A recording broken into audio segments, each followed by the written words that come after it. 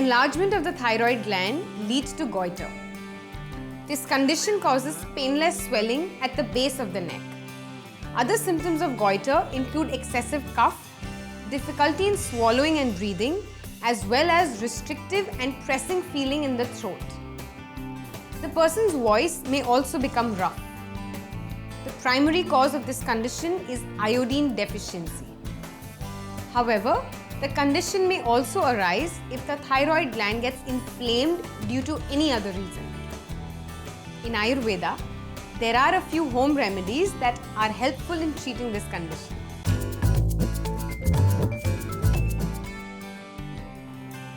Take 2 tablespoons of crushed flax seeds, also known as alsi. Add equal amount of water. Mix it well to make a thick paste. Apply this on the throat and leave it for 20 to 25 minutes.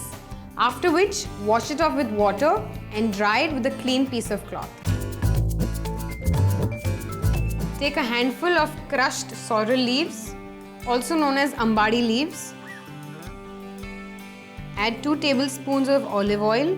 Mix it well.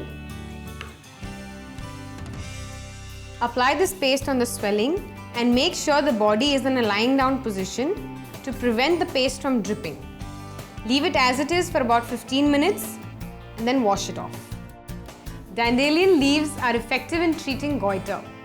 Make a paste of dandelion leaves with clarified butter, also known as ghee, and apply this paste when lukewarm on the throat. To help the healing process, consume foods rich in iodine like pineapple, carrots, garlic, onions, oats, whole rice, lettuce, tomato, strawberries, guavas, and cucumber. Eat well and take care of yourself. For more such natural home remedies, visit www.homeveda.com.